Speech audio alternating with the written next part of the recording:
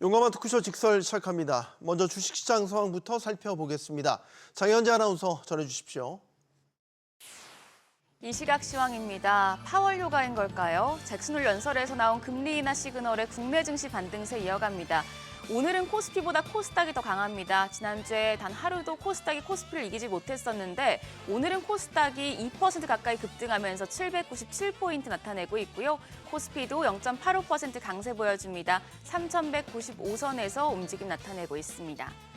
수급 상황 보시죠. 코스피 현재 외국인만 팝니다. 외국인이 612억 원 매도 우위 기록하고 있고 반면 기관, 금액은 소폭이지만 8억 원의 매수 우위, 161억 원 순매수하고 있습니다. 개인 역시 76억 원 사자 포지션 취하고 있습니다. 코스닥 시장입니다. 코스닥 시장에서는 메이저 수급 시자의 쌍끌이 매수세가 유입됩니다. 외국인이 1,298억 원 사자 포지션 취하고 있고 기관 역시 265억 원 순매수하고 있습니다. 오늘 개인만 홀로 1,395억 원 팔아냅니다. 코스피 시총 상위 종목 거래가 확인하시죠. 1위부터 5위권 내에선 삼성전자 제외하고 나머지 종목들은 모두 상승합니다. 삼성전자 약보합권 0.14% 내림세로 71,300원이고요. SK하이닉스가 반등세 이어갑니다. 2.79% 오름세로 거래가 25만 8천원입니다. LG에너지솔루션도 2.1% 강세, 거래가 37만 5,500원이고요. 삼성바이오로직스가 0.2% 오름세, 삼성전자 우선주도 0.26% 강세 유지하고 있습니다. 6위부터 10위도 보시죠. 하나에어로스페이스가 0.56% 오름세입니다. 거래가는 89만 6천 원. 현대차가 0.45% 약세로 21만 9천 원. HD현대중공업 보합이고요. KB금융이 오늘 1.57% 상승합니다. 거래가 11만 100원. 기아는 0.86% 하락하면서 10만 3,900원에 거래되고 있습니다. 오늘 코스닥 시총 상위 종목 거래가 흐름 좋습니다. 1위부터 4위까지 모두 상승합니다. 특히 시총 1위 알테오젠이 4% 넘는 추가적인 상승세 보여주고 있습니다. 거래가는 44만 원이고요. 에코프로비엠이 3.35% 강세로 13만 2,500원. 에코프로도 3% 가까이 올라갑니다. 5만 5,300원에 거래되고 있습니다. 펩트론까지 0.32% 강세, 거래가는 31만 5,500원이고요. 파마리서치만 1.43% 조정받고 있습니다. 69만 원에 거래됩니다. 6위부터 10위도 보시죠. 오늘 로봇주 전반적으로 흐름이 좋은데요. 레인보우 로보틱스가 8% 넘게 강세 보여주고 있습니다. 28만 4,500원. 리가캠바이오도 4.1% 오름세 14만 6,900원이고요. HLB가 반등합니다. 0.67% 오름세로 3만 7,700원. ABL 바이오도 오늘 좋은 흐름 보여주고 있습니다. 7.2% 오름세, 거래가는 8만 7,600원이고요. 삼천당 제약까지 4.68% 상승합니다. 18만 3,500원에 거래되고 있습니다. 시장 특징적인 부분 체크하시죠. 오늘 로봇주가 주목받고 있습니다. 최근 통과된 노란봉투법과 로봇주 긴밀하게 연결이 돼 있는데요. 노란봉투법으로 기업들이 파업이나 근로 중단 상황에서 생산을 안정적으로 유지할 수 있는 대안을 찾고 있고 여기서 떠오르는 게 바로 산업용 로봇과 자동화 시스템입니다. 로봇주가 지금 현재 강세 보여주고 있는데 하이젠 RNM 22% 가까이 급등합니다. 거래가 35,625원이고요.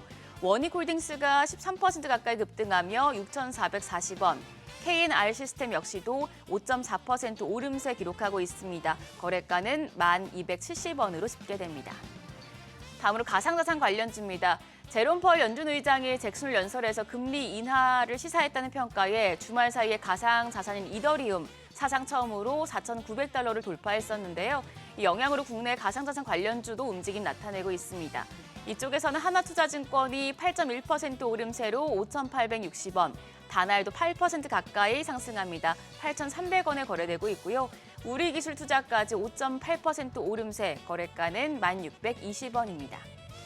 외환시장 상황 체크하시죠. 오늘 환율 1,387원대로 하락 출발했습니다. 9시 32분 기준으로는 1,386원이었고요. 현재는 더 내리고 있습니다. 1,383원 50전에 거래되고 있습니다. 지수 다시 보시죠. 코스피가 0.77% 오름세로 3,193포인트, 코스닥은 여전히 1.93% 급등하며 797포인트입니다. 금리 인하 시그널이 나오자 양지수 반등 흐름 이어가고 있는데요. 한미 정상회담을 앞두고 경계감도 존재하는 만큼 오후장까지 지금 같은 상승세 지켜낼 수 있을지는 지켜보셔야겠습니다. 지금까지 시장 상황 전해드렸습니다. 계속해서 시장의 다양한 이슈들을 풀어보는 시장 따라잡기로 이어갑니다. 이경수 하나증권 연구원 나오셨습니다. 안녕하십니까? 네, 안녕하세요. 장 초반 분위기 어떻게 보십니까? 일단 지난주에 이목이 집중됐던 잭슨홀 미팅, 파월 의장의 연설이 있었고 금리 인하에 대한 기대감을 충족시켜주는 발언 내용도 나왔습니다. 오로지 오늘 증시에서 기대감을 받고 있다고 생각하십니까? 예, 일단은 파웰 의장의 어떤 연설 이후에 일단 이제 미국 증시가 많이 올랐죠. 특히나 이제 러셀 2000 지수가 많이 올랐습니다. 이것은 기본적으로 금리가 낮아지겠다라는 그 강한 어떤 그 시그널 같은 그런 흐름인 것 같습니다. 그래서 이제 명확하게 보면 일단 이제 파웰 의장이 핵심 쟁점은 그거였죠. 고용이 지금 안 좋게 보이는 것이 그것을 인정을 하느냐, 경기 침체냐, 경기가 안 좋아지는 거냐 이런 컨셉으로 일단 인정을 했다라는 것에 시장 참여자들은 약간 좀 반응을 했던 것 같습니다. 다만 동시다발적으로 물가 우려도 분명히 짚어준 것 같습니다. 그리고 물가에 대한 우려는 관세에 대한 어떤 그 인플레이션은 단기적으로 그칠 것이지만 그래도 물가가 올라간다고 하면 단호히 이를 정책적으로 반영을 하겠다 이런 얘기를 했단 말이죠. 그래서 네. 고용에 대해서도 안 좋게, 그러니까 고용에 대해서도 좋게, 그러니까 표현을 한 거죠. 어떻게 보면은 고용이 안 좋다라는 것을 경기 침체에 대해서 인정을 한 거기 때문에 금리 인하의 명분이 된 거고, 그렇지만 물가가 올라가게 되면 이것을 우리가 어느 정도 통제를 하겠다라는 거기 때문에 일단 이제 시장 참여자들은 이제 9월은 어느 정도 금리 인하, 금리 인하는 어느 정도 확률은 80% 정도 계속 유지가 되는 컨셉이라서 이런 컨셉은 계속 유지를 하겠지만 이후에 두세 번은 더 가능할 수가 있냐 이런 컨셉으로 저희가 해석을 해야 될 것 같습니다. 그래서 파월 의장의 어떤 그런 연설, 유동성 장세의 어떤 그 기대감이 일단은 9월 금리 인하에 대한 기대감으로 반영이 된 것은 맞지만 이것이 연속적으로 계속해서 그렇게 될 것인지에 대해서 생각해 볼 필요가 있다라고 보시면 될 것 같고요. 네. 조금 더 디테일하게는 이제 고용 하락을 갖다가 이제 이민자 수요가 이제 이민자들이 좀 덜 들어오기 때문에 이런 측면과 함께 공급도 가시, 그러니까 구인도 좀 덜한다는 것이죠. 그래서 수요와 공급이 동시에 좀 떨어지는 좀 이상한 지금 이제 고용 시장이다라는 것으로 봤을 때 이 경기에 대한 어떤 우려를 반영을 해서 이걸 정책적으로 좀 얘기를 하겠다, 정책적으로 우리가 반영을 하겠다라는 얘기가 좀 된 것 같습니다. 그래서 일단 핵심은 지금 상황에서는 이제 잭슨홀 미팅 끝났고 이번 주 이제 PC라든지 다음 달 CPI, PPI 이것이 핵심적인 지표가 될 수 있을 것 같고요. 해당 지표가 올라가게 되면 사실은 9월달 금리 인하를 안 한다 이게 아니라 그 이후에 금리 추가적인 인하에 대한 어떤 기대감은 좀 낮아질 수가 있겠다 이렇게 정리를 하시는 게 나을 것 같습니다. 네, 지난주에 시장을 또 뜨겁게 달궜던 논쟁거리는 AI 거품론이었습니다. 어떻게 보십니까? AI 거품론이 계속 증시에 좀 발목을 잡을 수 있는 요인이라고 보시는지요? AI 거품을 우리가 얘기하기 위해서는 두 가지 조건이 돼야 됩니다. 일단은 지금은 핵심적으로는 이제 펀더멘털 두 번째로 말씀드리고 첫 번째로는 지금 달러가 떨어지고 있습니다. 달러가 떨어지게 되면 유동성이기 때문에 좋은 거 아니냐 이렇게 얘기를 할 수 있겠지만 네. 달러가 떨어지게 되면 기본적으로 엔화 강세를 유발을 해서 지금 거의 뭐 1조 달러라고 얘기를 하죠. 엔캐리 트레이드의 어떤 자금 자체가 회수가 될 수가 있다라는 그런 우려가 있는 것 같습니다. 사실은 이제 IT 버블의 핵심적인 유동성은 달러가 아니라 기본적으로는 엔캐리 트레이딩의 어떤 자금이었거든요. 그런데 지금 이제 달러가 이제 떨어진다. 그러니까 기준금리 인하해가지고 유동성 장치를 버릴 거의 이면에는 사실 엔캐리 트레이더의 어떤 그 청산 이런 것들이 좀 반영이 될 수가 있기 때문에 사실 AI에 대한 어떤 그 밸류에이션이 유동성의 함수만큼 계속해서 늘어날 것이다. 이를테면 지금 이제 미국의 IT 쪽에 이제 PER이 한 30배 정도 되죠. 네. 이것이 더 늘어날 것이다라고 예상하기보다는 여기에서 좀 점진적으로 좀 이제 횡보 내지는 약간 좀 조정이 될 수 있는 그런 가능성도 분명히 있을 수가 있다. 사실은 이제 달러가 하락이 돼서 유동성 장세가 된다라는 것은 사실은 비달러 자산의 어떤 강세를 우리가 예상할 수 있는 부분이거든요. 그래서 뭐 이제 중국 증시라든지 아시아 증시라든지 뭐 이더리움, 뭐 비트코인 같은 이런 자산이라든지 금 시장이라든지 이런 쪽에 대한 어떤 유동성을 의미하는 것이 맞는 것 같습니다. 그래서 달러 하락이면 미국 증시가 엄청 좋다라는 컨셉의 이면에는 엔캐리 트레이딩의 어떤 그 환수, 캐리 청산 이런 것들에 대한 우려가 분명히 숨어 있기 때문에 AI 거품론에 대한 어떤 그 컨셉을 갖다가 금리 인하한 거에 가지고 이걸 지울 수는 없을 것이다. 계속해서 하반기에 어떤 장세 어떤 특징도 분명히 있기 때문에 AI의 어떤 그 거품론 분명히 있을 수는 있겠다. 이렇게 계속 화두가 될 수 있을 것이다. 이렇게 생각할 수 있을 것 같고 두 번째 펀더멘탈입니다. 펀더멘탈은 일단은 뭐 나쁘진 않습니다. 지금 전체적으로 AI의 기업들의 실적 전망치는 계속해서 올라가고 있는 상황입니다. 그러면서 이제 기준금리를 선제적으로 좀 이제 낮춘 측면이 낮춘 것은 아니지만 낮춘 것이라는 어떤 기대감 자체가 상당히 좀 긍정적으로 평가가 되는 것 같아요. 예를 들면은 이제 금융위기 이후에 죄송합니다. 금융위기 아니고 IT 버블이죠. IT 버블 때 1999년도부터 2000년도까지 사실 미국 IT 기업들의 이익 증가율은 확 꺾였습니다. 2000년도에 꺾였는데 여전히 IT 버블에 대한 IT 실적에 대한 어떤 기대감이 상당히 좀 컸었고요. 그러면서 미국 기준금리는 계속 이제 내리지 않고 있다가 1년 후에 2001년도에 이제 기준금리를 이제 낮추면서 오히려 그 지수가 바닥이 됐던 측면이 있습니다. 그래서 2000년도부터 2001년도, 2002년도 이때가 이제 지수가 상당히 좀 힘들었거든요. 근데 이제 지금 이익 모멘텀은 계속해서 IT 쪽이라든지 이런 쪽이 높아지는 과정에서 기준금리 인하에 대한 기대감이 선제적으로 반영이 된 측면이 있기 때문에 펀더멘털과 이런 정책적인 움직임은 상당히 합심해서 좀 너무 좋다라는 측면. 그래서 지금은 펀더멘털 이런 정책적인 측면 너무 좋지만 엔캐리 트레이딩 자금 이런 것들은 근데 엔화의 어떤 그 흐름을 좀 보시면 될 것 같죠. 근데 지난주 금요일 같은 경우에는 엔달러 환율 자체가 한 0.9%, 1% 정도 이제 엔화가 강세의 흐름을 보이는 상당히 좀 하루에 1% 정도면 상당히 좀 부담스러운 수치라고 보시면 될 것 같습니다. 일주에도 1% 정도가 상당히 뭐 아웃라이어에 속한데 하루에 이제 1%가 움직였다라는 측면은 상당히 좀 부담스러울 것 같고요. 다만 펀더멘탈이라든지 미국 정부가 이런 IT 버블을 이제 신경 쓰는 이런 정책적인 움직임은 상당히 좀 좋다. 이렇게 좀 정리를 할 수 있을 것 같습니다. 지금 지난주에 원달러 환율이 장중이었지만 1,400원 터치했었는데 지금 이제 금요일에 잭슨홀 미팅 소화를 하고 나서는 지금 달러 인덱스도 97로 좀 내려왔고 오늘 원달러 환율도 보니까 1,380원대. 다시 내려왔단 말이죠. 그럼 뭐예요? 이게 다시 방향을 바꾼 건가요? 달러 약세, 원화 강세 이 방향으로 아까 엔화 강세까지도 전반적으로 지금 달러 약세는 엔화 강세 촉발할 수 있고 우리한테도 그건 마찬가지죠. 그래서 단기적으로는 엔캐리 트레이에 대한 청산과 함께 원화 강세가 동시적으로 나타날 수밖에 없습니다. 그래서 단기적으로는 이제 원화 강세의 어떤 움직임에 압박을 받을 수는 있을 것이다. 이렇게 보시는 게 맞을 것 같습니다. 이것은 센티먼트와 수급적인 측면이 되겠죠. 그러면 이제 펀더멘털 측면은 약간 빠지게 되는 거죠. 펀더멘털은 사실은 단기적으로 변하는 게 아니라 추세적으로 좀 변하는 측면이 있죠. 중장기적인 어떤 무브먼트를 좀 가집니다.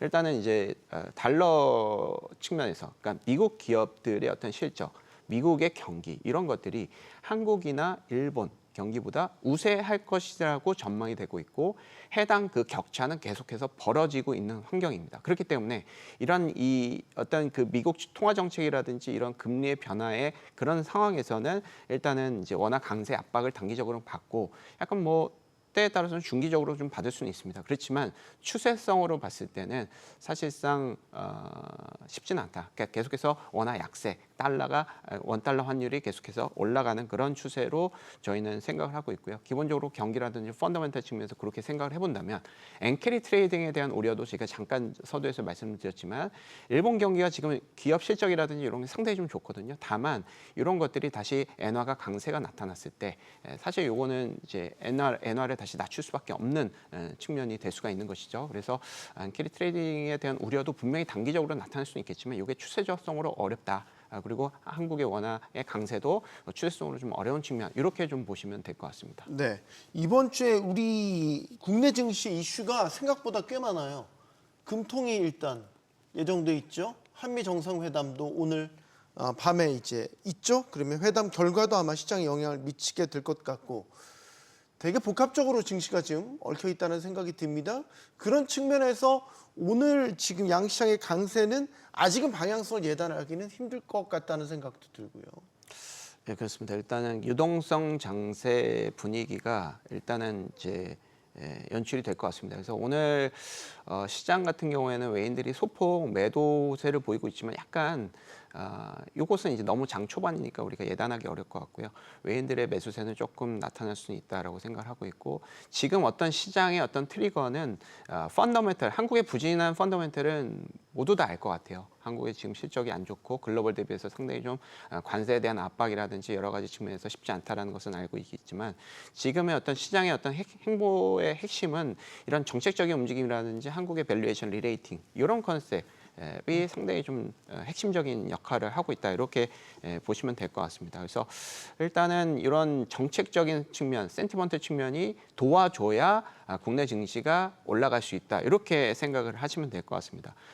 그렇지만 이제 주말 사이에 이제 노란 봉투법이 이제 강행이 된 측면이 있습니다. 이런 우려가 사실 유동성 장세의 어떤 그 핵심적인 그런 수급적인 메리트를 약간 일부 희석할 수 있다는 측면으로 볼 수가 있을 것 같습니다. 그리고 이 노란 봉투법 같은 경우에는 글로벌하고 약간 역행하는 분위기가 좀 있습니다. 이를테면 노란 봉투법 안에서 어떤 이제 손해배상에 대한 어떤 청구를 갖다가 좀 제한적인 범위에서 한다라는 측면, 그리고 노동조합의 어떤 일부 개인들한테 이런 이제 뭐 피해 보상을 할 수 없다라는 측면이 상당히 좀 큰 것이죠. 그렇게 되면 어떤 집회를 하는데 그런 것들로 공장을 좀 문을 닫고 그런 측면에서의 그 기업들의 어떤 실적이라든지 매출이 그것을 손해배상을 청구할 수 없다라는 측면이 되는 것이긴 합니다. 그렇기 때문에 사실 기업의 어떤 펀더멘털 측면, 외국인들의 어떤 그 센티먼트 이런 것 측면에서는 상당히 부담이 될 수는 있겠죠. 그래서 지금 이제 노란 봉투법 강행을 했던 어떤 정치적인 어떤 컨셉은 분명히 있을 수 있습니다. 그것을 어느 정도 저는 존중을 하지만 기본적으로 이 노란 봉투법의 강행에 반대되는 어떤 그 기업들의 어떤 그 뭐 여러 가지 메리트는 분명히 좀 돼야 될 것 같고요. 그리고 밸류에이션 측면에서 핵심적인 부분이라고 볼 수 있는 배당 소득세 분리과세의 어떤 최대 세율 이런 것들이 25%로 빨리 낮아질 수 있는 그런 오히려 이제 기대감을 저는 갖게 되더라고요. 이런 측면 노란 봉투법까지 강행을 시켰는데 배당 분리 최대 세율이 하향되지 않을까 이런 생각이 좀 들긴 합니다. 그렇지도 않는다면 네. 사실은 한국의 밸류에이션 측면, 센티먼트 측면에 상당히 펀더멘털이 부진한 상황에서 더 큰 우려가 증폭이 될 수가 있다라는 것이죠. 그래서 펀더멘털이 부진한 한국이라는 것을 항상 우리가 염두를 하고 투자들의 어떤 좀 생각을 좀 하는 그런 정책이 나왔으면 네. 좋겠습니다. 자, 섹터별로 가보겠습니다. 오늘 한미 정상회담도 예정돼 있고 아마 이 이슈도 핵심 어젠다가 되지 않을까 싶은데 지난주에 또 해프닝 아닌 해프닝이 있었던 게 반도체 기업들의 지분을 미국 정부가 사들인다. 보조금 주는 대신 그 대가로 말이죠. 이제 이런 게 논란이 되기도 했었단 말이죠. 지금 반도체주 관련 섹터 움직임은 어떻습니까? 사실은 이제 그 언론의 출처 자체가 미국 정부는 아니잖아요. 네. 어떤 그 미국 언론사였던 것 같은데 일단 기본적으로 이것이 나오게 된 이 계기를 보면 미국 입장에서는 이제 조선 원전은 뭐 당연한 것 같고요.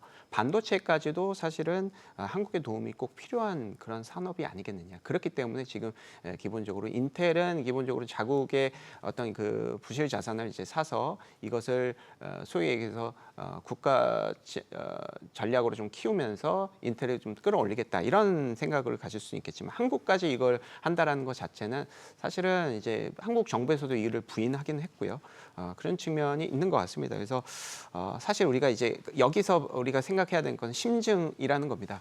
지금 조선하고 원전 같은 경우에는 미국이 러브콜을 강하게 보내고 있고 한미 정상회담의 어떤 핵심 에젠다가 될 수 있을 것 같고 이것은 어떻게 풀어가야 될지 일단 기대감은 있겠지만 또 실망감이 있을 수 있겠죠. 어찌됐건 미국이 한국에 러브콜을 보내는 건 맞겠지만 반도체에서도 지금 이제 미국이 한국한테 이제 러브콜을 보내는 것이 아닌가 이렇게 생각을 하고 있습니다. 그리고 하이닉스보다는 삼성전자에 그러니까 삼성전자의 어떤 그 얘기가 더 많이 나왔어요. 그 얘기는 인텔이 지금 이제 밸류에이션 기준으로 보면은 PBR이 0.9배입니다.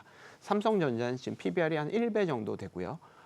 그리고 뭐 하이닉스는 2.5배, 그리고 마이크론 2.6배, TSMC 7.8배. 그래서 지금 보면 반도체 업종 안에서도 밸류에이션이 낮은 쪽에 지분을 사들이는 게 미국 입장에서는 더 좋을 수가 있겠죠. 이런 측면도 어떻게 보면 반도체 산업에서 약간 열의에 있고 약간 좀 단기적인 어떤 그 좀 부담감이 있는 그런 업종군들 위주로 지분을 사서 본인들이 수주를 주고 여기에서 어느 정도 이득을 좀 취하려고 하는 어떤 투자자적인 어떤 마인드까지 미국 정부가 반영이 되는 것이 아닌가. 지금 그런 액션이 좀 나타나는 것이 아닌가 이렇게 생각을 하고 있고요.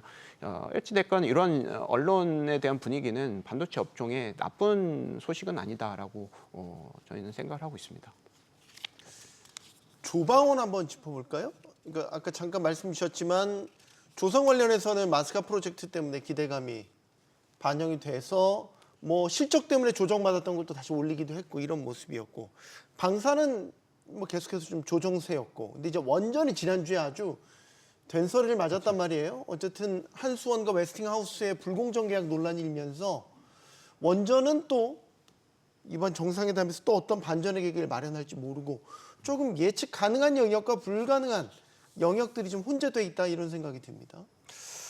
맞습니다. 일단은 방산 같은 경우는 미국이 상당히 잘하는 산업이에요. 그렇기 때문에 미국이 한국의 방산 업종에 대한 러브콜을 보낼 것이다. 이렇게 얘기하기는 섣부른 기대. 예, 그런 것 같습니다. 네. 일단 뭐 언론에도 나와 있지 않고 미국 정부가 이런 한국 방산 업종을 이제 언급한 적은 없어요. 그렇기 때문에 일단은 하지만 이제 방산이 지금 수주 자체가 미국 수준은 아니고 이제 유럽이라든지 이제 아랍 국가 이런 쪽에 대한 수주가 있기 때문에 좀 다른 얘기긴 합니다. 그래서 지금 이제 미국한테 얻을 수 있는 컨셉으로 본다면 사실 조선하고 원전이 맞겠죠. 네. 그래서 조선 측면 같은 경우에는 일단은 저희가 이제 3천억 달러를 미국에 투자를 하는 컨셉의 반절을 갖다가 이제 조선업의 마스다 프로젝트에다가 이제 우리가 간다라는 컨셉인데 기본적으로는 이제 투자를 하는 데 있어서 저희 이제 개인적인 바람이 있다면 하청 구조보다는 저희 이제 JV라든지 이런 컨셉으로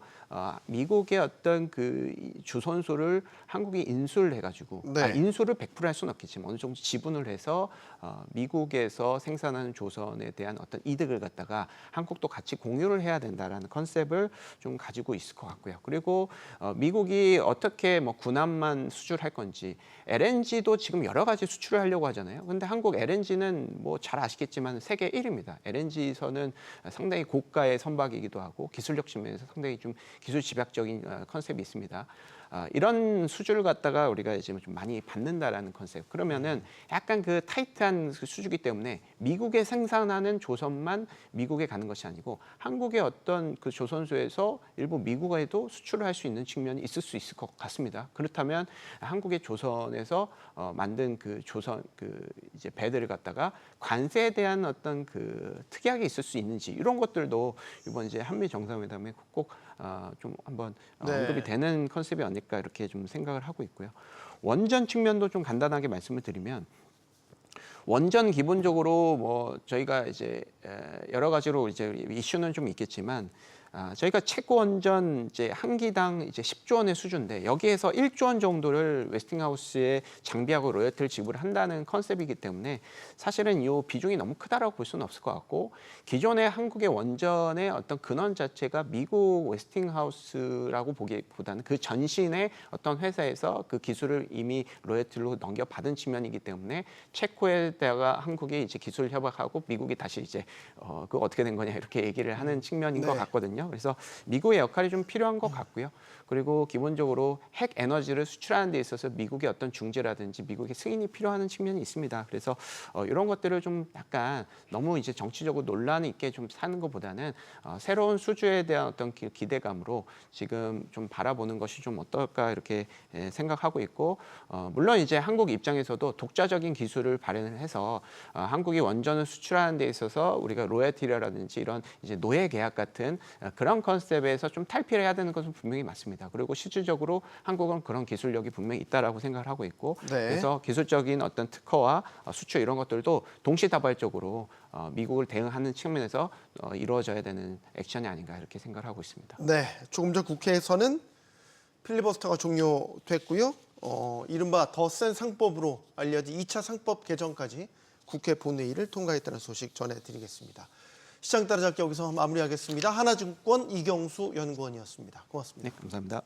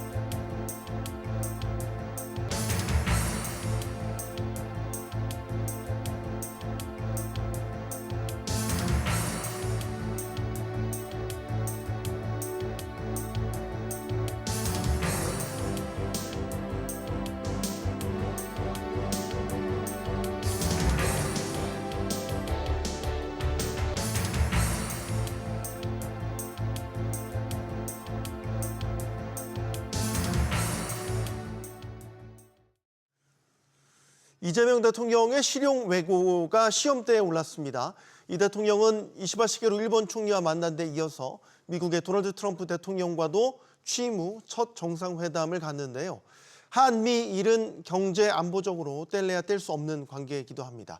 그러면서도 미국의 관세 폭탄, 또 과거사 같은 민감한 문제와도 얽혀 있죠. 중요하면서도 어려운 외교 파트너를 대상으로 이재명 대통령이 어떤 합의점을 끌어낼 수 있을지 지금부터 이야기 나눠보겠습니다. 함께해 주실 분들 소개해드리죠. 명지대 국제통상학과 김태왕 교수 나오셨고요. 또 가톨릭대 경제학과 양준석 교수, 서강대 왕선택 대우교수 나오셨습니다. 안녕하십니까? 네, 안녕하세요. 반갑습니다. 안녕하세요. 용감한 토크쇼 직설은 SBS 비즈 뉴스 앱과 유튜브에서 실시간으로 시청이 가능합니다. 한국과 일본 정상은 113분간 진행된 정상회담에서 협력 방안이 담긴 공동 발표문을 채택했습니다. 두 정상의 목소리 직접 듣고 토론 시작하겠습니다.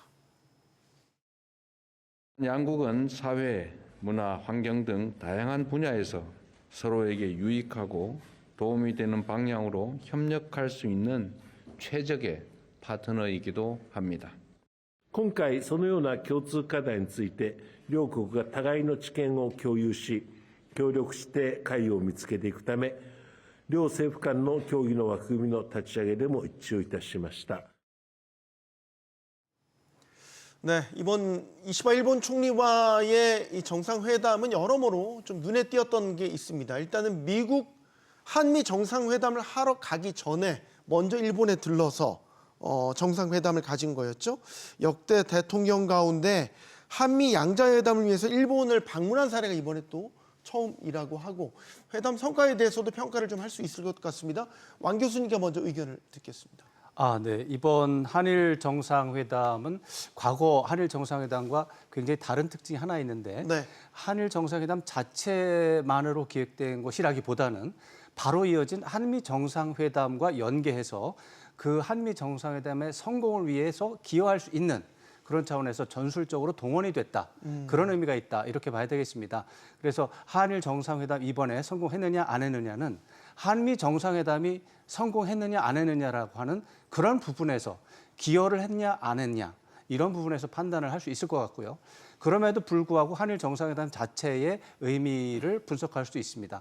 일단 첫 번째 한미 정상회담에 기여하는 부분에서 본다면 네. 한국 입장에서는 이번 한미 정상회담이 워낙에 어려우니까 여러 가지 복잡하니까 모든 그 자원을 모두 다 동원해야 된다 이런 차원에서 본다면 굉장히 긍정적인 스텝이라고 볼 수가 있고요. 그것은 이제 말씀드린 대로 한미 정상회담이 끝난 이후에 얼마나 기여했는지 우리가 분석해 볼 수 있는 시간이 있을 겁니다. 네. 두 번째로는 한일 정상회담 자체만으로 보면 지금 이재명 대통령이 이제 취임한 지가 이제 2달 정도 네. 지난 건데 이런 상황 속에서 한국과 일본의 두 정상이 만나서 협력적 관계를 강조했다라고 하는 것은 실용적으로 볼 때 좋은 출발에 해당한다 이렇게 볼 수가 있습니다. 더군다나 이시바 시게루 일본 총리는 한일 관계에 대해서 일본의 다른 어떤 정치인에 비해서도 긍정적인 그런 태도를 보이는 요소가 있거든요. 이런 정치인이 어떤 일본의 국내 정치 때문에 곧 물러날 수 있는 상황이 있습니다. 이럴 때 한국의 대통령은 한일 관계 속에서 협력적인 요소를 나름대로는 강조를 하고 대신 한일 관계 속에서 과거사 부분, 문제점 있는 요소들은 원칙적으로 제시하면서 그 다음 스텝으로 남겨놓는 이런 행보는 제가 볼 때는 굉장히 그 합리적이고 실용적이다. 그런 점에서 좋은 점수를 주고 싶다 이렇게 네. 생각합니다. 한미 정상회담을 앞두고 이제 먼저 이루어진 한일 정상회담이었단 말이죠. 그래서 이제 한미 정상회담을 준비하는 데 있어서도 뭐 전해지는 바로는 이 이시바 총리한테 그 트럼프 대통령과의 그때 협상 분위기라든지 뭐 대화를 오고 갔던 여러 노하우 같은 것도 좀 전해 들었다 이런 이야기들도 전해지고 있더라고요. 예, 그렇습니다. 우리 왕 교수님께서 잘 말씀하셨듯이 한미 정상회담을 앞두고서 한일 정상회담을 진행한 것은 물론 공통 발표문 내에 어떤 실질적인 내실 있는 내용들이는 그렇게 포함되어 있지 않지만 네. 한일 관계의 큰 방향성을 제시한 면에서는 의미가 있다고 보여집니다. 특별히 경제적인 측면에서 경제협력 방안에 대해서는 아직까지 구체화되지 않았지만 앞으로 셔틀 외교를 통해서 한일 경제협력의 물꼬를 텄다는 측면에서 의미가 있고요. 두 가지 측면에서 볼 수 있을 것 같습니다. 지정학적으로는 한국과 일본이 협력을 해 나가는 것이 미국 측에서도 원하는 거예요. 그것은 나아가서 한미일 공조를 하는데도 디딤돌이 되기 때문에 그렇겠죠. 네. 그런 측면에서는 이번이 미국에 대해서도 세일즈하기에 좋은 포인트다라는 거고요. 두 번째로는 미국의 큰 관세 전쟁의 큰 파고에 직면해 있는 한국과 일본이 네. 이렇게 표면적으로는 미국에 우리가 힘을 합쳐서 대항을 해보자 이런 얘기는 아니지만 암묵적으로 한국과 일본이 서로 협력해 나가는 것은 미국에 대항할 수 있는 그러한 기본적인 좋은 디딤돌이 또 될 수 있겠다라는 생각이 들고요. 나아가서는 한국과 일본뿐만 아니라 다른 국가들과 아세안 국가들과 또 유럽 국가들과도 이런 협력의 그런 그 끈을 네트워킹의 그런 기본 스태핑을 한 거다라는 측면에서 좋은 출발이라고 여겨지고요. 이것은 이번 한미 정상회담 오늘 이제 현지 시간으로 25일이지만 한미 정상회담에도 이 대통령으로서는 어떤 심리적인 안정감과 또 그 회담을 임하는 데 있어서의 그런 풀어나가는 방식에서 큰 뭐 레슨을 얻었지 않았을까 이렇게 여겨집니다. 네, 뭐 한일 양국 정상이 협력을 앞으로 강화하자는데 한 목소리를 냈다라는 것도 보도를 통해서 전해졌고요. 나름의 성과가 있다고 보십니까? 뭐 나름대로 그냥 어떤 의미적인 성공도 있지만은 아까 두 분이 말씀하신 것처럼 실제로 가장 중요한 것은 미국 그 트럼프 대통령 만나는데 대비를 했다는 게 가장 중요한 것 같습니다. 그런데 네. 일단 상징적인 의미에서부터 먼저 본다면은 지금 이재명 대통령이 뭐 우리가 지금 계속 인식하는 것은 뭐 전형적인 뭐 진보 대통령이다. 그런 우리가 그 의미를 가지고 있는데 좀 이재명 대통령은 여기에서 좀 빠져나가고 싶은 것 같아요. 그래서 경제 성장을 강조하고 또 좀 우리가 좀 전통적으로 생각하면 진보 대통령에서 조금 좀 빠져나가려고 하니까 그렇다면은 일본하고 먼저 만나면은 그러면은 일본하고 어떤 그 좋은 협력 관계를 가진 그 결과를 낸다면은 그러면은 이게 이제 그 과거하고 상당히 좀 다른 점을 강조할 수가 있겠죠. 그렇지만은 더 중요한 점은 지금 두 분이 다 말씀하신 것처럼 우리가 미국 트럼프 대통령 만나는 것을 대비해야 되고 네. 공통적인 자세를 좀 준비할 필요가 있다. 우리가 관세 협상을 맺었을 때 그 결과를 보면은 우리가 일본 결과를 상당히 많이 인용했습니다. 그렇게 해서 우리가 투자 금액을 뭐 일본 같이 많이 제시하진 않았지만은 그래도 그 투자를 제시했고 거기서 서로 일본도 그 투자를 제시했는데 일본 해석하고 미국 해석이 달랐죠. 그런데 그 해석하는 방법도 보면은 거의 우리나라하고 일본이 비슷합니다.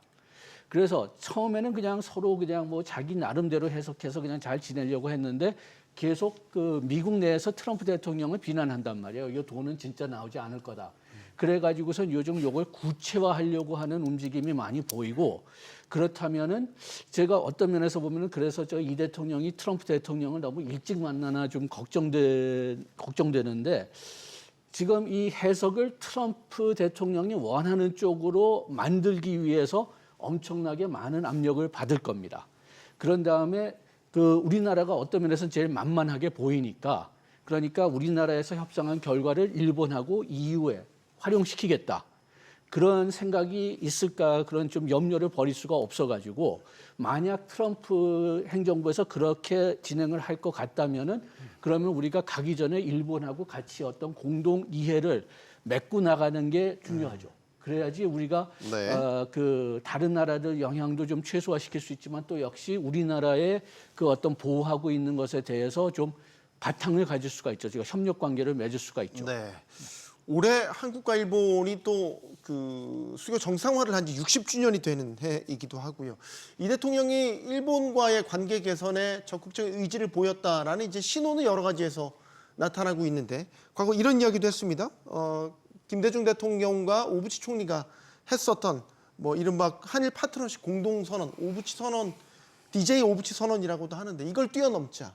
그리고 이전 정부에서 그 합의를 했었던 위안부 그리고 징용 합의 뒤집지 않겠다라는 이야기도 했었죠. 뭐 여러 아직 논란이 있기는 하지만 어쨌든 일본과의 관계 개선에 대한 적극적인 의지를 피력한 것으로 평가가 나오고 있더라고요. 네, 그런 점에서 아까 말씀드린 것처럼 이제 한일 관계는 협력의 요소와 갈등의 요소가 항상 공존하고 있고 대체적으로는 갈등의 요소가 더 강하게 작동하는 그런 특성이 있는데 네. 그런 것들을 어떤 정부에서는 협력만 강조하는 경향이 있었고 또 어떤 정부에서는 갈등만 강조하는 요소가 있었다라는 거죠. 그러한 역사적 경험을 바탕으로 볼 때 제일 좋은 것은 협력적 요소를 중심으로 가되 어떤 갈등적 요소는 잊어먹지 않고 차분하게 교정하는 방법으로 가는 게 제일 좋은 거라고 알려져 있었어요. 근데 실제로 국민 여론에 대한 판단을 하다 보면 국가 지도자들은 오판하기 마련입니다. 양쪽 중에 한쪽을 판단하게 돼 있죠. 네. 이번에 이재명 대통령은 그 부분에 있어서는 표준적인 방법을 정했다. 그래서 협력적인 방법을 우선적으로 잡고 가되 원칙적인 요소, 즉 영토 문제라든가 과거사 문제에 있어서 일본의 전향적인 태도를 요청하는 문제는 후손위로 돌리면서 잊어버리지 않겠다라고 하는 부분을 같이 가는 이런 부분은 제가 볼 때는 균형적인 뭐 태도였다라고 평가가 되고요. 앞으로 더 잘 될 수 있는 그런 바탕은 깔아놨다. 일단 이렇게 평가할 수 있을 것 같습니다. 그럼 한일 간의 셔틀 외교가 복원이 됐다라고 볼 수 있는 겁니까? 한일 간에는 그렇게 셔틀 외교 복원이 됐다라고 선언했다가 두세 번 하다가 망한 적이 많습니다. 그래서 드리는 질문이긴 합니다. 국민 여론이라고 하는 것이 일본도 문제가 있고 우리 쪽에는 더 크게 작동하고 있는 국민 여론이라는 게 있습니다. 이런 부분을 잘 관리하지 않으면 셔틀 외교라고 하는 것은 두세 번 하다가 그냥 중단되고 심지어 그것이 10년 동안 멈춰 있는 경우도 많았고요. 네. 그렇기 때문에 조심스럽게 봐야 되는데 이재명 대통령의 접근법은 분명히 과거사가 있다는 걸 알고 있기 때문에 그것을 무시하지 않고 그것은 분명히 다뤄나가겠다라고 얘기를 하면서도 그 부분은 의도를 갖고 좀 밀어놓는 부분이 있기 때문에 쉽게 깨지지는 않고 잘 될 가능성이 있다. 이런 네. 기대를 합니다. 알겠습니다. 자, 위성락 국가안보실장은 이 대통령과 이시바 시게루 일본 총리가 상당한 시간을 대미 관계, 미국과의 관세 협상 등에 할애했다 이렇게 설명하기도 했습니다. 그래서 이 트럼프 관세에 대응하기 위해 한일 간 공동 대응 방안이 나오는 것 아니냐 여기에 대한 부분도 주목이 됐고요. 더 넘어서 이제 경제 협력 분야 뭐 예를 들면 한국과 일본 간의 FTA 협상을 다시 한번 재개할 수 있는 것 아니냐 이런 가능성까지도 지금 거론되고 있어요. 어떻게 보십니까? 트럼프 대통령이 관세 전쟁을 일으키는 데에서는 정보의 비대칭성이 있습니다. 미국은 통상적으로는 일반적으로 한 사람이 여러 사람과 싸움을 벌일 때는 분리해야 되는데 이번 관세 협상에서는 미국이 절대적인 협상의 우위를 가지고 있어요. 그것의 핵심이 되는 것은 미국이 각국에 요구하는 것과 또 각국과 협상한 내용들은 미국은 정보를 자료를 다 가지고 있으면서 다른 국가들은 협력이 안 된 거예요. 전형적인 죄수의 딜레마와 같은 그런 상황이 된 거죠.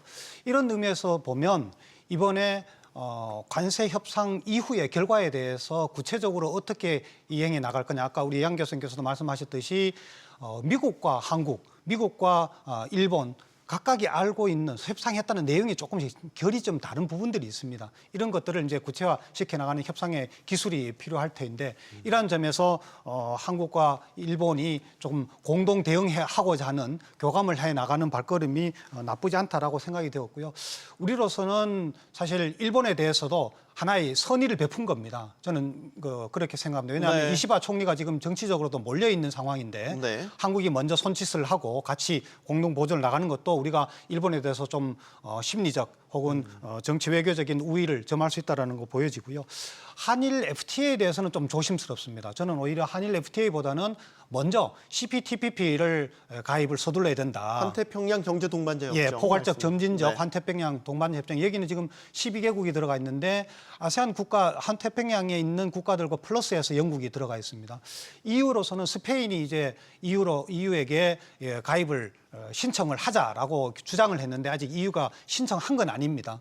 그렇지만 우리가 환태평양 이게 CPTPP에 신청하기 위한 준비는 다 되어 있는데 이참에 EU까지 끌어들여서 EU와 같이 여기에 한번 가입을 해보죠. 여기에는 미국이 없고 중국이 없습니다. 이것은 꼭 중국과 미국에 대항하기 위한 것보다는 지금 미국 중심으로 이루어지고 있는 보호무역주의의 그런 큰 파고에 대해서 자유무역의 주의를 우리가 고수해야 되는 우리나라의 어떤 경제적인 국익 고수의 책임이랄까요. 네. 그런 우리 과제가 있습니다. 이걸 위해서는 이 CPTPP를 통해서 중국 리스크와 미국 리스크를 좀 완충시키자라는 부분이 필요한 것 같고요.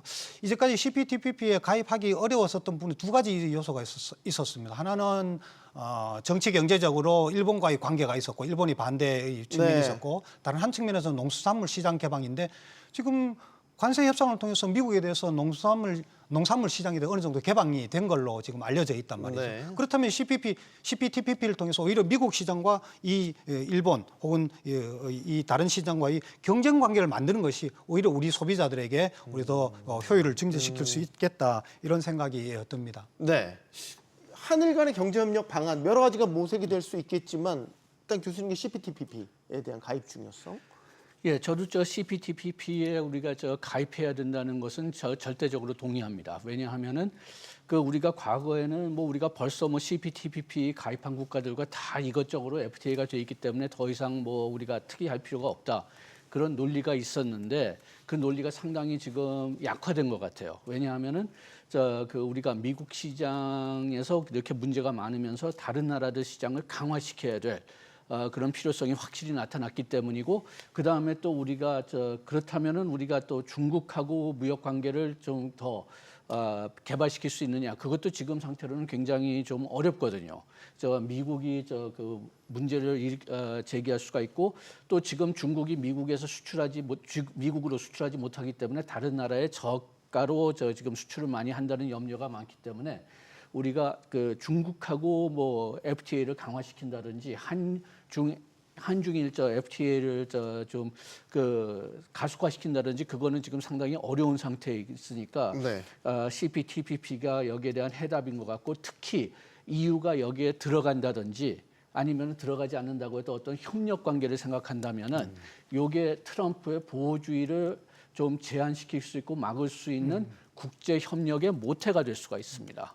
지금 WTO를 실질적으로는 죽었고 그렇다면은 여기에 CPTPP를 본다면은 EU가 만약 여기에 들어가거나 협력 관계를 맺는다면은 그러면은 미국하고 중국을 빼놓고선 다른 중요한 국가들은 다 들어가 있는 셈입니다. 그래가지고선 제가 지금 개인적으로 상당히 좀 아쉬웠던 점이 미국이 이렇게 보호주의를 강화시키려고 한다면 다른 나라들끼리 이렇게 좀 뭉쳐가지고선 자유무역을 좀 도모시킬 노력을 해야 됐었는데 계속 네. 미국에만 신경 쓰고 다른 나라 협력하는 건 신경 안 썼거든요. 그럼 그런 걸 하려면은 이 CPTPP가 모태가 돼야 된다고 생각합니다. 교수님께서는 CPTPP 어쨌든 일본 반대가 그동안 있어 와서 가입을 못한 그런 측면도 분명히 있기 때문에. 네, 사실 TPP의 경우는 한국이 가입하는 거는 좋긴 좋은데 이게 그 전에 이제 RCEP이라고 하는 그 부분과 네. 이제 연계가 되면서 정치적으로는 해석이 들어가면서 이제 계산법이 꼬여 있었던 것이고 그것을 이제 미국 주도의 TPP를 일본 주도의 CPTPP로 들어가면서 외교적인 해석이 들어가 있는 상태에서 지금 어려움에 처해 있는 겁니다. 그 뭐 우리 입장에서는 다자 협정 들어가면 더 좋은 부분도 있죠. 그러나 일본이 주도권을 잡으면서 어떻게 보면 우리가 일본이 주도하는 그 틀 내에 들어가서 주도권을 우리가 인정하는 듯한 모양새에 있어서 좀 어려움이 좀 있었고요. RCEP, 그러니까 아세안 협력하는 요 다자 협정과 비교해서 CPTPP는 현재 우리 기업들이 감당하기에는 다소 높은 수준의 어떤 국제 통상 규범을 요구하는 이런 부분에서 우리 기업들이 준비가 됐는지 이런 부분에서는 우리가 좀 걱정을 해야 되고요. 이런 부분이 완화가 된다면 그러면 저로서는 크게 봐서 동의하는 게 당연하다고 생각을 하고요.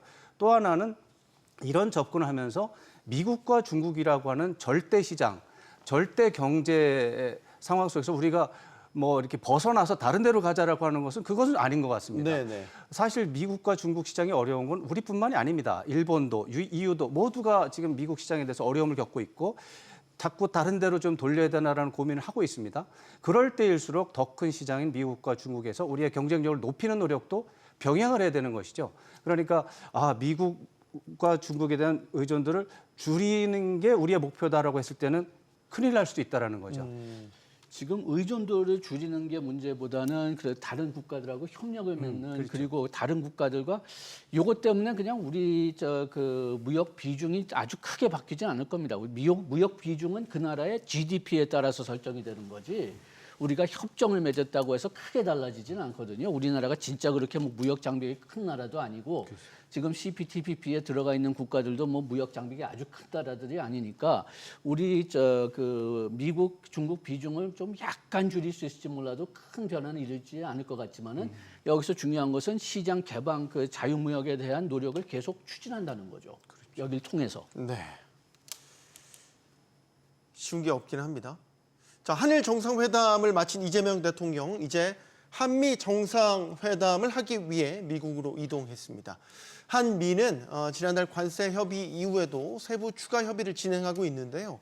쟁점 부분에 대해선 이견을 보이면서 정상회담이 쉽지 않을 것 같습니다. 관련 목소리 듣고 이야기 이어가겠습니다. 제가 이해하기로는 투자 분야는 정상회담 때 더 논의가 될 것 같습니다. 일단은 뭐 그런 이슈는 아니다고 저는 알고는 있는데 좀 상황을 보시면 어떨까 싶습니다. 네. 지난주 후반에 논란이 됐던 게 있습니다. 조현 외교부 장관이 급거 미국을 방문했어요. 이걸 두고 굉장히 다양한 해석들이 나왔어요. 며칠 남겨두지 않았는데 갑자기 외교부 장관이 일정을 제쳐두고 미국으로 갔다? 네. 이거 회담 취소되나? 뭐 의제 설정에 문제가 생겼나? 갖가지 해석들이 나왔습니다. 네, 저도 좀 놀란 부분입니다. 네. 매우 이례적인 것이고 정상적인 상황에서 그런 일이 발생했다면 사고 난 겁니다. 네. 그렇게 되면은 아마 회담이 무산되나라는 걱정을 할 정도의 그런 이제 행보였기 때문에 네. 이제 놀랐다고 보는 거고요. 다만 지금 트럼프 대통령이 지금 현재 보여주고 있는 여러 가지 강경한 외교 행태를 봤을 때 과거의 사례 가지고 적용할 수는 없습니다. 역시 네. 트럼프 외교에 우리가 적응을 해야 되기 때문에 너무 놀랄 필요는 없다라는 이런 말씀을 좀 드리면서 왜 그랬을까 생각을 했는데 오늘 저기 방송 들어오기 직전에 나온 뉴스를 보니까 이제 해석이 됐습니다. 이재명 대통령이 일본에서 미국으로 이동하는 과정에서 기자 간담회를 했던 내용이 이제 보도가 된 거죠. 네. 됐더니 이재명 대통령의 발언을 가지고 해석을 해보면 트럼프 대통령이 관세 협상 합의 사항에 대해서 수정을 요구한 것 같습니다. 특히 농축산물 관련한 부분 쪽에서 미국 국내 정치 아니면 미국의 국내 경제 어떤 산업 분야에서 관세 협상에 대해서 불만을 표명하면서 한미 관세 협상 부분을 고쳐야 된다라는 강한 요구가 있는 것 같고요. 그런 부분을 미국이 이제 의제로 던지니까 우리 입장에서는 그건 곤란하지. 왜냐하면 이게 그냥 뭐 단순하게 결단해서 되는 게 아니라 엄청나게 많은 산업 요소들이 종합적으로 조율이 되는 거고 그건 시간이 필요한데 며칠 사이에 그렇게 바꿀 수는 없는 거니까요. 그래서 그런 부분 때문에 조현 장관이나 또 통상 뭐 이쪽 계통에서 장관이 3명이나 지금 이례적으로 가 있는 이런 상황이 벌어졌다고 생각하고, 근데 이에 대해서 이제 이재명 대통령이 답도 내놨습니다. 어느 나라 대통령이든 자기 나라 기업인들 또 경제인들의 이익을 보장하기 위해서 노력한다. 그런 차원에서 바라보고 있고, 우리 입장은 기존에 어렵게 만든 합의를 유지하는 것이 우리의 기본 입장인데 이런 입장을 가지고 잘 설득을 해보겠다, 이런 입장을 보였습니다. 표준적인 답변이고 표준적인 접근입니다. 저는 이런 상황 속에서 사고 날 정도는 아니고 한미 정상회담 취소되는 건 아니고, 다만 역시 트럼프 대통령이 상궤를 벗어나서 관세 협상의 합의안을 수정할 것을 요구하는 입장을 피력한 상태여서 굉장히 어려움에 처해 있다, 이렇게 봐야 되겠습니다. 소위 말해서 쌀과 소고기에 대한 개방 여부, 추가 개방 여부를 놓고서는 사실 관세협상 타결 당시에도 해석이 분분했지 않습니까? 이게 확실히 논의 대상에서 제외된 게 맞느냐 아니냐, 뭐 SNS에 올라온 입장과 우리 정부의 공식 발표가 또 다르고 뭐 이런 점들이 계속 논란이 됐었는데 이게 지금 또 묘한 분위기로 또 흘러갔단 말이죠. 우리 정부 말을 믿어야겠죠. 기본적으로는 당연히 그래야겠죠. 그런데 지금 우리 왕 교수님 말씀하신 것처럼 관세 협상의 내용 중에 좀 조정이 필요하다고 요구를 했다면 농축산물 시장에 대한 이견이 있는 것을 좀 우리하고는 조금 달리 해석을 해서 적용하고자 하는 측면이 하나 있을 수 있을 것 같고요. 그다음에 투자 분야인데 조금 전에 우리 화면에서 보셨듯이 정책실장이 대통령실에서 투자 부분에 있는 것 같다라고 한 걸 봐서는 투자 이행 방식에 대한 좀 이견 조정이 좀 있는 것으로 보여지는데, 저로서는 조금 달리 보면 이것 또한 트럼프의 전형적인 성동격서 방식이 아니겠느냐, 이 이런 자체도? 생각이 좀.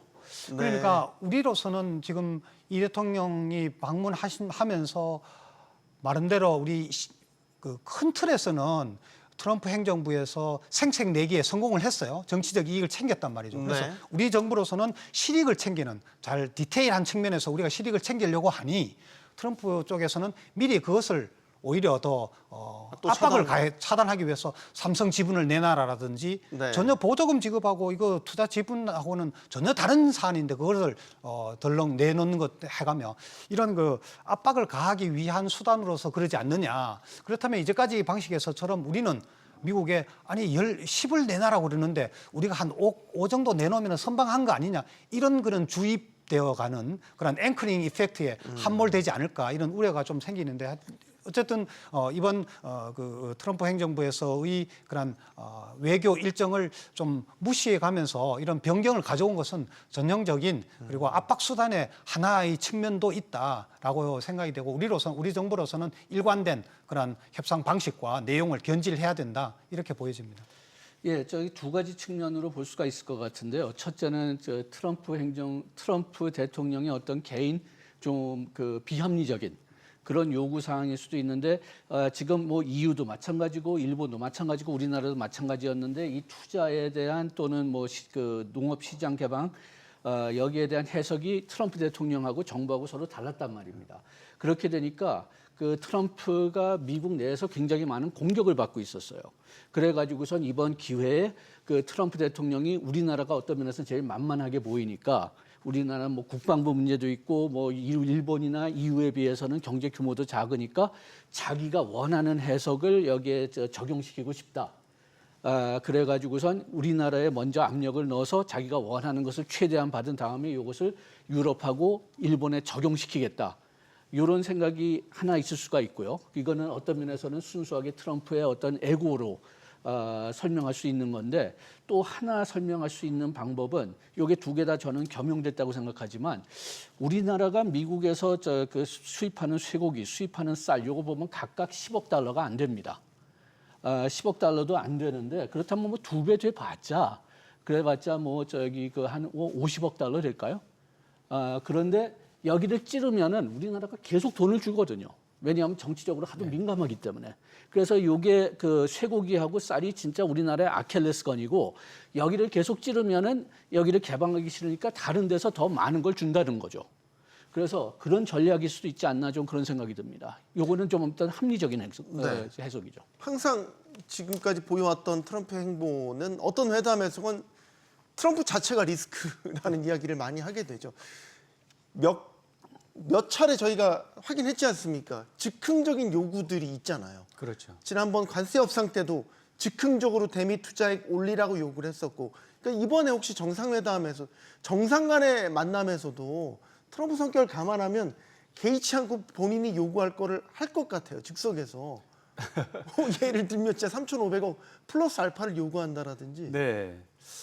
그럴 위험이 있습니다. 지금까지 이제 또 1기와 또 다르게 지금 2기는 특히 트럼프 행정부 2기는 더욱더 트럼프 대통령의 강력한 위력을 보이고 있기 때문에 좀 다른데 네. 지금 2기 지난 몇 달 동안의 과정을 보면 트럼프와의 정상회담에서 비교적 선방한 대통령들이 있고 완전히 망한 대통령들이 좀 있고 뭐 어정쩡하게 잘 존재감이 없는 그런 상황도 있었습니다.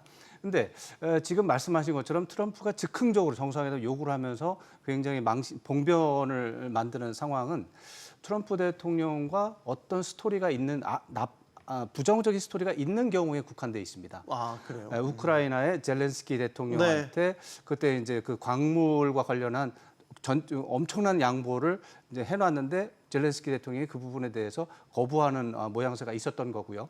남아프리카의 경우는 이제 그거는 이제 백악관 쪽의 범죄 지지 당시, 네. 세력의 요구에 따라서 그렇게 된 또 부분이 있고요. 그래서 또 스위스 대통령의 경우는 스위스의 경우는 유럽에서 몇 달로 떨어진 존재라서 약한 그런 이미지가 있었고요.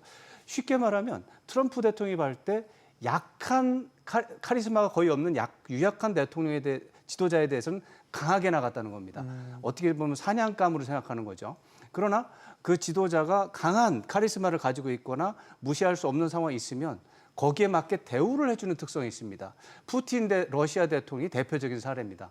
푸틴 대통령과의 정상회담은 결과를 보면 참 이 트럼프 대통령이 왜 이렇게 약하게 하지라는 말을 할 정도로 노딜이었죠? 네. 노딜인데다가 어쩌면 푸틴 대통령을 옹호하는 듯한 발언도 있었고요. 또 김정은 위원장에 대한 트럼프 대통령의 입장은 일관합니다. 굉장히 우대하는 의미가 있습니다. 시진핑 주석에 대해서도 사실은 별명이 생길 정도로 유약한 의미가 있습니다. 강한 카리스마, 강한 지도자에 대해서는 약하게 가고 그래야 자기가 거기에 걸맞는 위대한 존경을 얻는다라고 생각하는 것 같습니다. 이런 차원에서 이재명 대통령이 그럼 약한 대통령으로 보일까? 저는 그렇게 생각하지 않기 때문에 즉흥적인 요구를 할 가능성이 있지만 가능성이 높지는 않다 이렇게 생각을 하고요. 하나만 더 말씀드리면 지정학적으로 한국의 입지가 미국의 참모들로 하여금 무시할 수 없는 요소를 가지고 있습니다. 미국에게 있어서 미국 외교 참모들의 가장 큰 골칫덩어리는 중국을 어떻게 견제할 것인가, 네. 중국을 어떻게 길들일 것인가의 문제 있는데 한국과 척을 지게 돼서 한미 동맹이 위기에 빠진다면 한국은 자연스럽게 중국과의 관계가 더 가까워질 수밖에 없는 지정학적 요건이 있습니다. 네. 그런 것들을 고려했을 때 아무리 트럼프 대통령이 감정적으로 대한다고 해도 참모들은 한국에 대해서는 안보 동맹 이런 포괄적인 동맹이라는 부분을 주입시키기 위해서 저는 노력을 할 거라고 생각하고요. 그런 부분 때문에 즉흥적인 요구를 할 수 있지만 너무 그거에 대해서 집중하다 보면 실수할 수도 있다. 그럴 가능성은 제가 볼 땐 30% 미만이니까 만약을 위해 대비하는 정도로 치고 그런 정도는 아니고 관세 협상에 대해서 이제 수정 정도에 대한 대비를 하는 게 합리적인 수준이 아닌가 이런 평가를 하고 싶습니다. 네. 네, 교수님 손을 드셨군요. 트럼프 대통령이 어떤 즉흥적인 요구 사항에 대해서 문제는 우리 쪽에서 답을 할 수 있는 기회를 안 줄 경우가 있다는 거죠. 그러니까 일방적으로 트럼프 대통령이 통보하는 식으로 해서 마치 우리가 받아들이는 것처럼 구도를 가져갈 수 있다는 거죠. 그게 이를테면 지금 삼성 지분에 대한 투자 이슈라든지 혹은 방위비 협상을 대비를 해서 그 전 단계로 주한 미군에 대한 역할, 전략적 유연화 이거를 좀 더 강하게 얘기를 한다든지 또 우리의 가장 큰 이슈가 될 수 있는 안보 이슈에 대해서 대북 관계에 대한 것도 슬쩍 말을 흘리면서 우리가 거기에 대해서 답변하거나 뭐 할 기회를 주지 않고 그냥 일방적으로 통보하는 식으로 해서 우리를 압박해 나갈 수 있다는 그런 리스크도 우리 좀 고려를 해야 된다 이렇게 생각이 듭니다. 네. 저희가 3,500억 달러 대미 투자를 약속을 했는데 그중에서 1,500억 달러는 이 조선업 관련 협력입니다. 이른바 마스카 프로젝트라고 하죠. 이번 마스카 프로젝트도 이번 회담의 주요 협상 의제가 될 것으로 보입니다. 교수님, 마스카 프로젝트 한미 양국이 윈윈하는 프로젝트가 될 수 있을까요? 윈윈하는 프로젝트가 될 수가 있다고 하는 생각은 하지만은 그렇다면은 지금 미국에서 법하고 규제를 바꿔야 됩니다. 그 이유가 뭐냐? 지금 미국에는 그 연안에 대한 해오는 지금 존스 액트 1920년 그러니까 100년 넘은 법인데 거기에 따라서 미국이 소유하고 미국에서 만들고 미국 사람들만 고용하는 그 선박들이 그 미국 연안에서는 그 짐을 옮길 수가, 화물을 옮길 수가 있어요. 그런데 그렇게 된다면은 원칙적으로 이 법에 따라서 얘기한다면 우리나라 그 선박을 미국에서 사용할 수 없다는 겁니다. 연안에 그 배달할 때. 네. 그래가지고 지금도 그 우리나라에서 그 미국으로 화물을 보낸다면은 상당히 많은 경우는 도중에 배를 바꿔야 돼요. 그렇게 되니까 지금 그 법을 바꿔서 한국 선박이 한국에서 만든 선박이 거기에 도착할 수 있게 하고 또 그 선박 그 조선소는 그 미국의 민감한 산업이니까 그러니까 우리나라 그 만약 기업들이 거기에 큰 조선소를 인수하게 된다면은 또 그 보안 검토를 거치게 될 것입니다. 그러면 그것도 또 이제 통과될지 안 통과될지가 확실하지 않고 그 다음에 또 우리나라가 진짜 좀 윈윈을 되려고 한다면 우리나라 선박뿐만이 아니라 부품 같은 것도 관세받지 않게 보낼 수 있어야 되는데 네. 그거는 지금 불가능하고 그래가지고서 이런 요소들이 다 지금 미국 법하고 규제가 바뀌어야 되고 그런데 뭐 다행인지 모르겠지만은 미국에서도 지금 조선소들이 하도 그냥 뒤져가지고 그래가지고선 그 새로운 투자, 새로운 그 어떤 피가 없으면은 네. 살아남을 수가 없습니다. 지금 해군 그 선박도 지금 제대로 못 만들고 있는 상태예요, 미국이. 그래가지고선 미국 그 일부 공화당 그 오히려 여기서는 공화당이 그러면은 이걸 풀어줄 수 있는 법안을 통과시키자 해가지고선 의회에 제출한 걸로 알고 있는데 네. 그런데 뭐 지역적 그 이해관계들 때문에 이게 지금 그 반대도 상당히 심한 걸로 알려져 있습니다. 그런데 이게 만약 개선될 수가 있다면은 요거는 진짜 우리나라 윈윈이 될 수가 있는데 네. 그렇다면 미국서부터 먼저 법하고 규제를 바꿔야 돼요. 저희 지금 미국 내에서 알려진 것처럼 이 선박을 설계하고 시공할 수 있는 인프라가 거의 없는 상태인 걸로 알려져 있죠. 그럼 왕 교수님, 마스카 프로젝트는 저희가 갑인 거 아닙니까? 갑과 을을 같이 갖고 있는 상황입니다. 지금 교수님 말씀하신 본질을 정확하게 말씀을 하셨다고 저는 생각을 하는데요. 네. 외형적으로 보면 거대한 패권 국가가 그 자기 동맹 국가 작은 나라를 상대로 지금 폐악질하면서 돈을 뜯어내는 이런 구도가 이제 보이죠. 근데 우리나라 입장에서 보면 조선에 대한 우리나라의 역량 기업들의 역량이 있기 때문에 미국에 진출을 해서 미국 기업들과 같이 연대해서 글로벌 시장을 움직일 수 있다면 이거는 한국이 뭐 감사할 일이죠. 그런 상황이 되려면 이제 미국이 뭐 자기가 아쉬우면 법을 고치겠죠. 그러나 법을 고치지 못한다면 1,500달러 뭐 투자 펀드 해놨다고 하지만 그게 지출은 안 되는 거죠. 네. 그럼 우리는 손해 볼 일은 없어요, 굳이. 그런 차원에서 본다면 제가 볼 때는 우리 입장에서 오히려 이 활용할 가치가 더 많고 오히려 미국이 법을 안 지켜서 귀책 사유가 미국으로 간다면 오히려 우리 쪽이 갑이지 않나요? 그러면?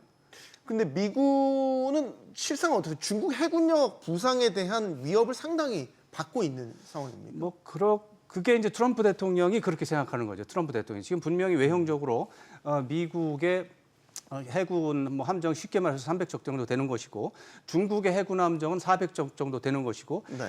중국의 해군은 매년 뭐 10척씩 20척씩 막 찍어내고 있는 것이고 미국은 한 척도 못 찍어내고 고장이 나도 못 고치는 상황입니다. 이것만 보면은 이제 이 문제가 있는 거죠. 전력 유지에도 버거운 상태. 버거운 상태죠. 그러나 이제 미국의 주요 핵심 전력은 겉으로 떠다니는 구축함 이런 것도 있지만 잠수함급이라든가 항공모함을 중심으로 선단 중심으로 돼 있고 이것 자체를 중국이 따라잡는 데 걸리는 시간은 제가 봤을 때 20년 안에는 어렵습니다. 지금 미국이 가지고 있는 진정한 해군 군사력의 의미는 더 뒤에 더 크게 있기 때문에 네. 표면에 나와 있는 이런 부분에 대해서 이제 대응하는 것은 당연한데 너무 강조를 할 필요는 없다고 보고요. 네. 다만 이제 지금 말씀인 것처럼 표면적으로 문제가 있기 때문에 이 문제를 해결하지 않으면 뒤에 문제까지 나올 수가 있어요.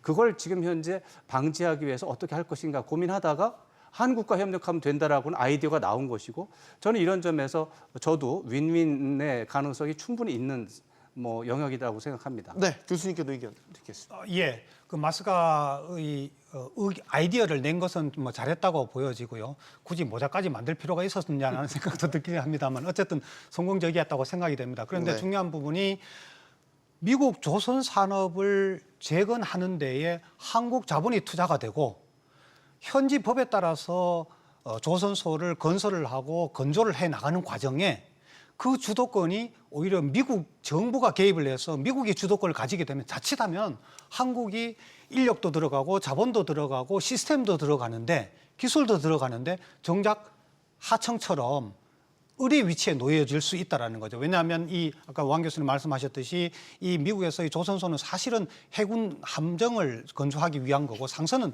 미국의 현재 상선 건조율이 0.3%라고 그러니까 전체 세계 시장에서 아주 네. 미약하고 그러면은 그 군함 건조의 특수성을 에 기반해서 어떤 정보라든지 보안이라든지 이런 걸 해서 그걸 전적으로 정부가 컨트롤하게 된다면은 자칫하다가는 우리가 거기에 미국의 마치 모섬 역할을 할 수 있는 그렇게도 전락할 수도 있다. 따라서 우리가 지금 기대하는 것처럼 서로 윈윈하기 위해서는 서로 대등한 관계와 또 현지 법 제도에 있어서의 그런 그 불합리한 요소들이 제거되는 것이 인프라가 마련돼야 된다. 이에 따른 참여가 필요하다 이렇게 보여지죠. 그런데 여기에 좀 한 네. 요소만 좀 잠깐 말씀드리면은 지금 우리가 군사적으로는 지금 한국 필요할 수밖에 없다 그런 얘기를 했는데 군사 참모들은 그래서 다 여기에 동의할 겁니다.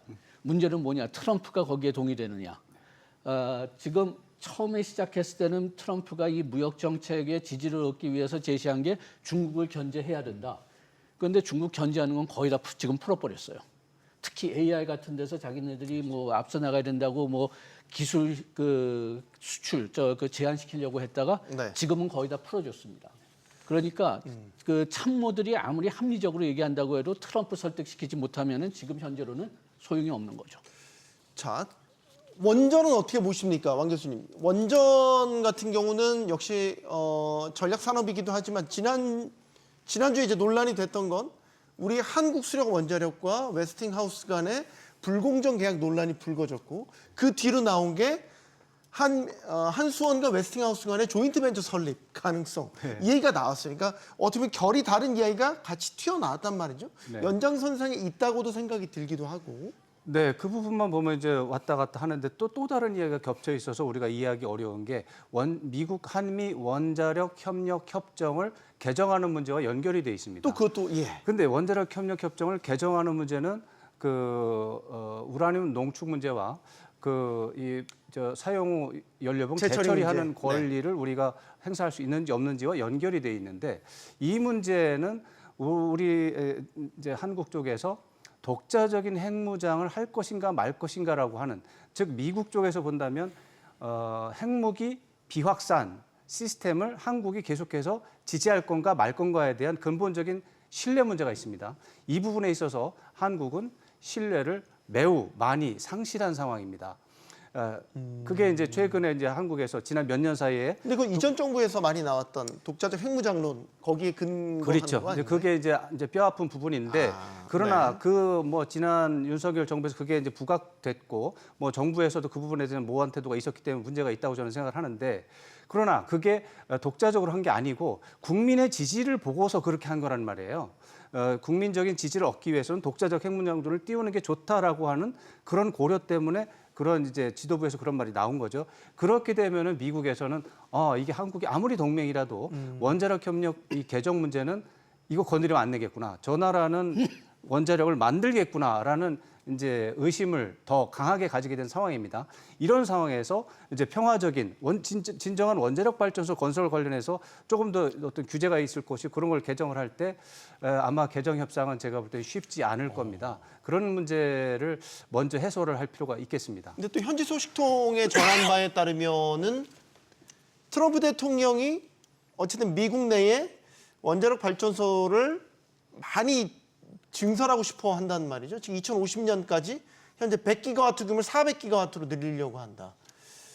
그래서 한국 기업들이 들어와서 지어달라. 어떻게 보면 마스카 프로젝트랑 비슷한 형태의 이야기도 했다라는 거를 이제 현지 소식통을 통해 전해지기도 했습니다.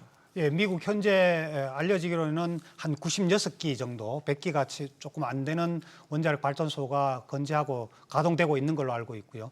그러면 400기가 한다면 앞으로 300기 정도를 더 건설하겠다는 건데 웨스팅하우스의 그 회사도 사실은 기술만 있지 시공 능력이 없어요. 예, 지금. 캐나다의 펀드에서 운영하는 겁니다. 네. 그 소유가 사실 미국 국영 기업이 아니고요. 네. 그게 이제 망하다가 2018년도에 거의 이렇게 파산 지경에 있다가 이제 캐나다의 펀드가 이제 인수를 해서 운영을 하는 건데 거기서는 설계 능력이 있지만 앵커께서 말씀하신 것처럼 시공 능력이 없다가 보니까 한국의 한수원에서의 시공 능력을 역량을 필요로 하는 부분이죠. 그럼 이분은 아까 왕수 교수님께서 말씀하셨듯이 양국 간의 핵무장에 대한 우려감을 털어낼 수 있다면 평화적 이용, 에너지 사용을 위한 평화적 이용이 담보가 된다면 양국 간의 협력이 충분히 진전될 수 있다고 보여지는 거죠.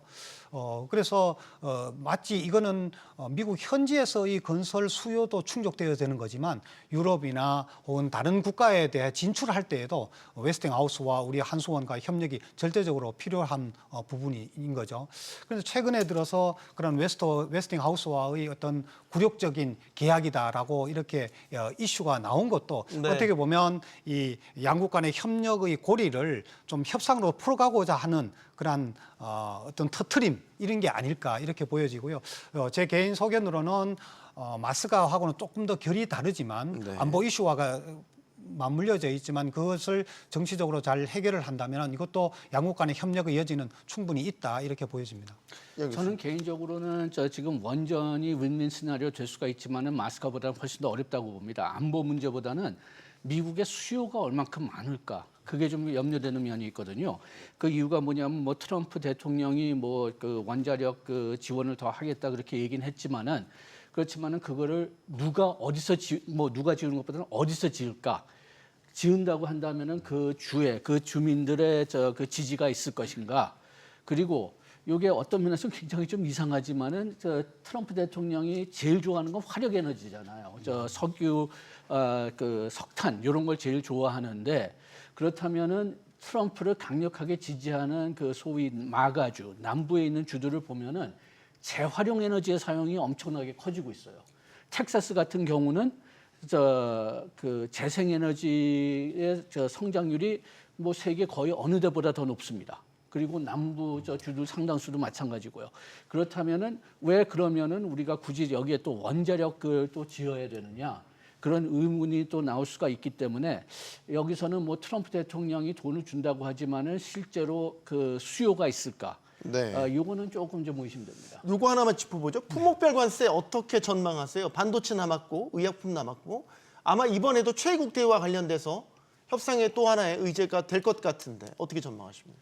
반도체에 대한 품목별 관세를 보고하기는 미국으로서 좀 곤욕스러울 겁니다. 그것은 반도체 생태계를 보게 되면 미국이 필요로 하는 메모리 반도체라든지 이런 부분들은 미국이 수입을 해야 되는 거거든요. 또 파운드리 경우에는 미국에서 설계된 반도체를 해외에서 생산해야 대만이라든지 한국이라든지 일본에서 생산을 해야 되는데 그 생산된 반도체를 미국으로 다시 역수입할 때에 관세를 부과를 한다. 그것에 피해가기 위해서 미국의 투자를 확대를 하는 기업에 대해서는 품목별 관세를 부과하지 않겠다라고 일종의 꼼수를 이렇게 제시를 한 건데 그것 자체가 벌써 반도체에 대해서는 그 반도체 생태계를 봤을 때 미국이 일률적으로 그렇게 관세를 부과하기 쉽지 않을 거다라는 얘기고요. 그것이 곧 EU에 대해서 15% 관세를 최혜국 대우로 이렇게 정해놓은 거죠. 그 최혜국 대우는 다른 나라와 같은 그런 혜택을 주겠다라는 거기 때문에 우리도 최국 대우를 약속 받은 거 아닙니까? 예, 우리와 EU가 그래 받았고 일본도 거기 합의를 된 걸로 이렇게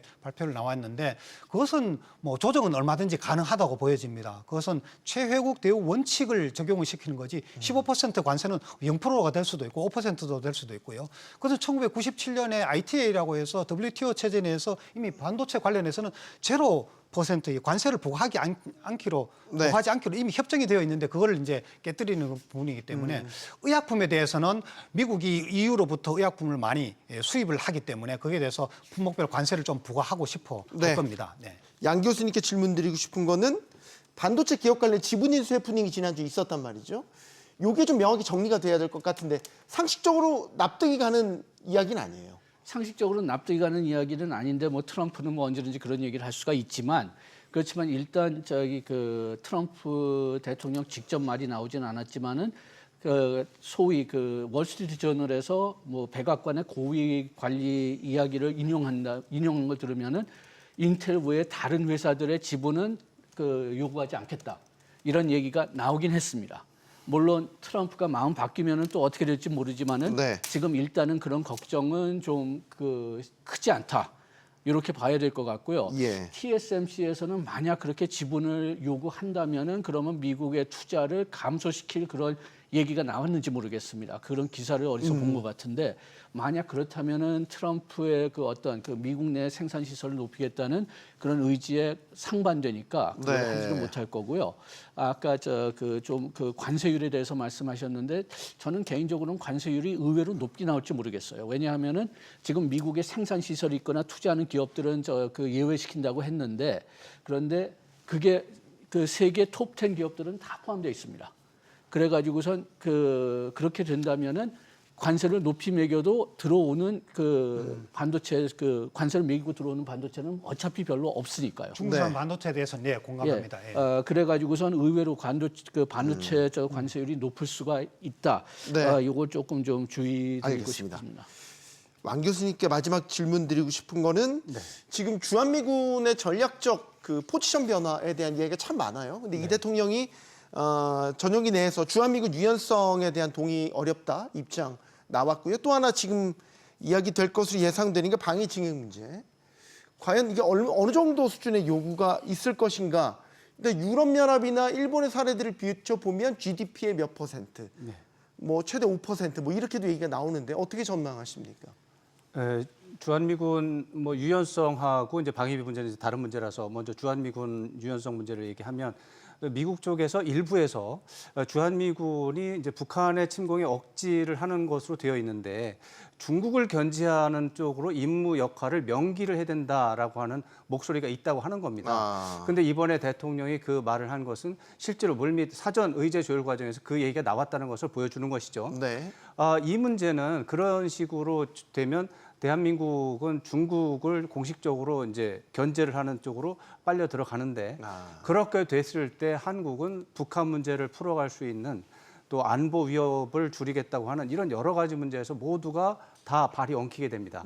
이런 것은 한미동맹의 결정적인 위태한 상황을 가져오기 때문에 한국은 어렵다고 하는 거고요. 그러한 입장이 잘 협의가 되면 미국도 아마도 이해할 겁니다. 그런 것들이 사실은 주한미군이 원래 존재하는 것은 전쟁이 나면 남한과 북한이 싸우는 게 아니고 전쟁이 나면 반드시 미국이 개입하고 중국이 개입하게 되어 있습니다. 그래서 중국이 개입한다고 하는 것은 중국 현재 군사 시설 배치 중에 만주를 중심으로 한 동북 지역 주둔군이 한 30만 명 된다고 보면 그 부분과 지금 대응을 이루고 있는 게 주한미군인 건데 그 부분에 대한 이해가 없으면 마치 주한미군 28,500명이 쓸데없이 여기 있는 것처럼 보인다는 거예요. 그런데 여기 있는 부분이 유연성이라는 이름으로 중국 견제라는 이름으로 다른 데로 이동을 한다면 그렇게 되면은 중국의 동북 지역에 있는 30만 명의 군대가 움직이게 되는 거죠. 남쪽으로. 그렇게 됐을 때 미국이 감당할 그런 손실은 훨씬 더 비용은 커지는 거죠. 이런 부분에 대한 이해가 되면 충분히 조정이 될 수 있다고 보고요. 또 하나 이 방위비 문제는 두 가지 얘기가 지금 겹쳐서 또 혼란이 있습니다. 주한미군 분담금 그 비용에 대한 방위비 분담금이 하나 있고 그거를 제외하고 일반적인 국방 예산을 올릴 것이냐 말 것이냐에 대한 얘기가 있습니다. 또 구분을 해야 예. 되겠군요. 그래서 지금 두 개 다 요구하는 겁니다. 저 트럼프 대통령은 방위비도 올려줘, 방위비 분담금도 올려줘. 그리고 한국의 국방 예산도 지금보다 대폭 늘려라고 하는 부분이 있는 거예요. 근데 그런 부분에서 우리 쪽에서 본다면 미국이 나토나 일본에 대해서 적용하는 기준을 보면 우리 쪽에서 보면 별로 그렇게 큰 어려움은 없어요, 사실은. 왜냐하면 우리가 워낙에 한미동맹 차원에서 우리는 실제로 북한과 실전에 대비한 요소라서 그래서 실제 협상에서는 그다지 어렵지 않고 오히려 트럼프 대통령을 설득할 가능성도 있다. 대신 어느 정도는 높이는 건 어쩔 수가 없고요. 네, 알겠습니다. 이재명 정부가 첫 한미 정상회담을 눈앞에 두고 있습니다. 관세를 앞세워 세계 경제 질서를 송두리째 뒤흔들고 있는 트럼프 대통령과 마주 앉게 되는 거죠. 이 대통령이 강조한 실용 외교의 시험대이기도 합니다. 토론 마치겠습니다. 여기는 모든 경제가 모이는 SBS 비즈입니다. 시청해주신 여러분 고맙습니다.